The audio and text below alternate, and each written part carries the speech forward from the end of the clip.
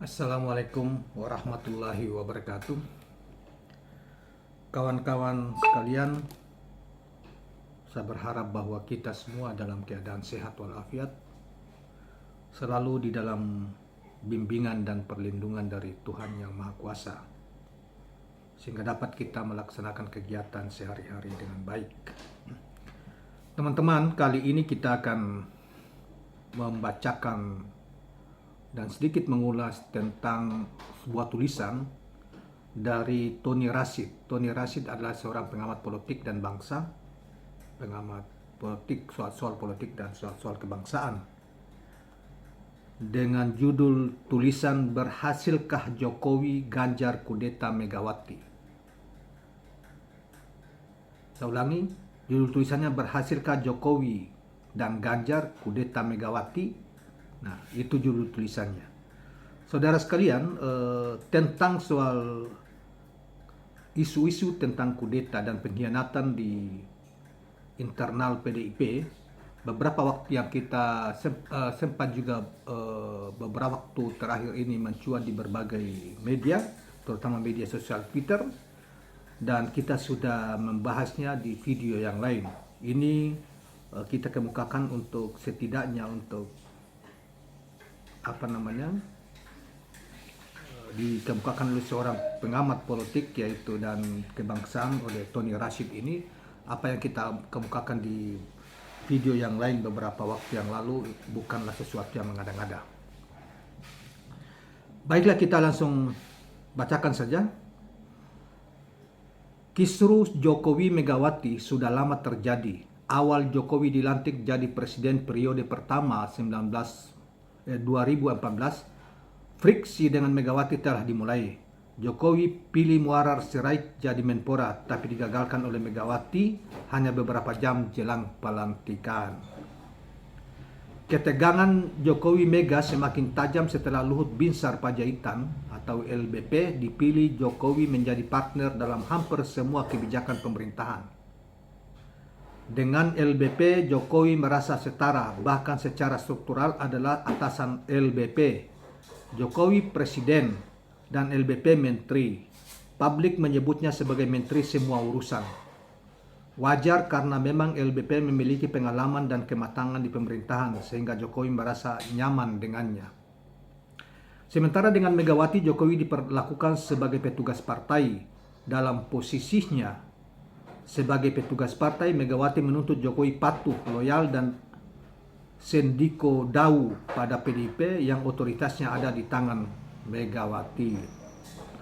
Posisi ini tentu tidak membuat nyaman Jokowi sebagai presiden yang mestinya di atas para ketua umum partai. Komunikasi politik Jokowi Megawati mengalami banyak kendala, terutama jika kepentingan keduanya berbeda. Jokowi sebagai presiden tentu tidak ingin didikte, dikontrol dan dikendalikan oleh ketua umum partai. Dalam penyusunan kabinet dan sejumlah jabatan strategis, adu kuat Jokowi Mega seringkali terjadi. Selama ini semua bisa ditutupi dan hanya kalangan internal yang tahu. Pilpres 2024, kepentingan Jokowi Megawati semakin tampak berbeda. Jokowi inginkan Ganjar menjadi presiden. Ganjar diharapkan dapat meneruskan program-program Jokowi. Jokowi tidak hanya butuh jaminan pengamanan dari Ganjar, tapi publik membaca ada agenda lain yang direncanakan oleh Jokowi melalui Ganjar. Pasca lengser 2024, nanti Jokowi tidak punya tempat dan lokomotif politik. Jokowi tidak lebih dari kader PDIP sebagaimana kader-kader lainnya. Bedanya Jokowi pernah jadi presiden 2 periode. Tidak ada lagi peran politik yang bisa dimainkan oleh Jokowi pasca 2024. Di PDIP besar kemungkinan Jokowi akan disingkirkan. Kenapa? Karena berpotensi menjadi matahari kembar. Di sisi lain, Megawati sudah sepuh. Diperkirakan akan ada suksesi kepemimpinan di PDIP dalam waktu yang tidak terlalu lama. Apakah upaya serius dan sistemik pencapresan Ganjar adalah bagian dari agenda politik Jokowi dalam menghadapi suksesi kepemimpinan di tubuh PDIP? Inilah yang nampaknya dikhawatirkan oleh PDIP, terutama Megawati dan loyalisnya. Jika Ganjar sukses menjadi presiden, maka menjadi sangat mudah bagi Ganjar untuk menggeser Puan sebagai putri mahkota yang disiapkan mengganti Megawati sebagai ketua umum. Dan Jokowi ada di belakang Ganjar. Formasinya bisa Ganjar ketua umum PDIP dan Jokowi ambil posisi sebagai Dewan Pembina. Ada pengamat yang menyarankan agar Jokowi mendirikan partai sendiri dan tidak mengganggu Megawati di PDIP. Pertanyaannya, kalau bisa ambil PDIP, kenapa harus susah payah mendirikan partai lagi? Para loyalis dan militan Jokowi umumnya adalah pendukung PDIP. Maka ambil PDIP akan jauh lebih efektif bagi Jokowi untuk memimpin sebuah lokomotif yang sudah besar dan mapan.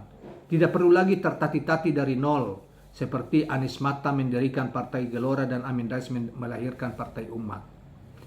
Agenda pencapresan Ganjar Pranowo selain sebagai jaminan bagi keamanan Jokowi, juga dibaca publik sebagai upaya mempersiapkan agenda suksesi di PDIP. Mereka usulkan Jokowi kudeta Megawati. Konflik sudah mulai terbuka. Jika ini sengaja, maka Jokowi tentu sudah punya kalkulasi politik lanjutnya. Dengan semakin terbukanya rivalitas Jokowi Megawati, ketegangan akan semakin membesar dan krusial di tubuh PDIP. Apalagi dukungan agar Jokowi ambil alih PDIP ini muncul setelah Ganjar Pranowo mendapat peringatan keras dari partai. Apakah Ganjar menyerah lalu berhenti kampanye? Tidak. Selama ini Ganjar semakin kencang.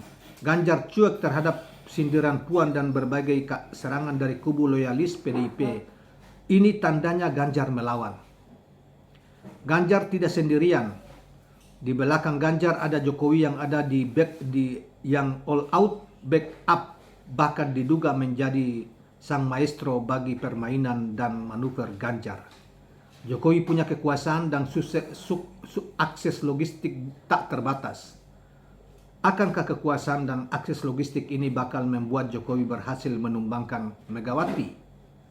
Demikianlah uraian dari Tony Rashid, pengamat politik dan pemerhati bangsa. Saudara sekalian, seperti di awal saya sudah kemukakan bahwa masalah yang ditulis oleh Tony Rashid ini sudah bermunculan di media sosial di beberapa waktu terakhir ini. Bahkan oleh relawan Ganjar sendiri mengusulkan supaya Jokowi segera mengambil alih PDIP, menjadi ketua umum PDIP misalnya. Dan oleh karena itu kita menduga bahwa terjadi, walaupun kelihatannya tenang-tenang saja, tetapi di bawah permukaan kelihatannya di PDIP itu dinamika politiknya sangat tinggi. Tetapi walaupun belum keluar, Ganjar dan Jokowi di satu sisi mencoba untuk mengkhianati ketua umum PDIP karena Jokowi sejak awal sebetulnya seperti yang saya katakan sebelumnya diduga oleh berbagai pihak bahwa menciptakan KIB itu adalah menyiapkan ceruk bagi Ganjar jika PDIP tidak mencalonkan Ganjar. Jadi Ganjar PDIP adalah satu kelompok dan Ibu Megawati dengan Puan dan jajarannya adalah kelompok yang lain. Dan sejak awal juga uraian ini juga kita sudah pernah mengemukakan misalnya mengatakan bahwa pada tahun 2019 pasca pemilu Jokowi menang, Jokowi memberikan portofolio kabinet kepada PDIP, anggota kabinet ece-ece, maksudnya di luar portofolio kabinet ekonomi, dan dia hanya mengurusi soal administrasi dan lain sebagainya. Itu walaupun tidak dikemukakan, tapi kita menganggap pasti bahwa itu tidak disukai oleh Ibu Mega sebagai pendukung utama, pengusung utama Jokowi sejak dari pertama, bahkan bukan cuma itu PDIP, termasuk di DKI maupun ketika masih wali kota. Tentu ini menyakitkan saudara sekalian. Apa yang dikemukakan oleh Tony Rashid tadi,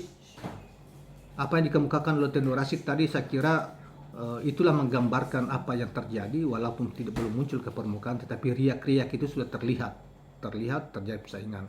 Oleh karena itu saya kira Ibu Mega di satu sisi, Ibu Mega kalau mengikuti irama Ganjar dengan Jokowi ini, maka saya kira sisa menunggu kehancuran PDIP di masa dan kekalahan Ibu Mega dan kepedihan yang akan dialami di masa depan jika Ibu Mega tidak hati-hati mencermati dan mengambil keputusan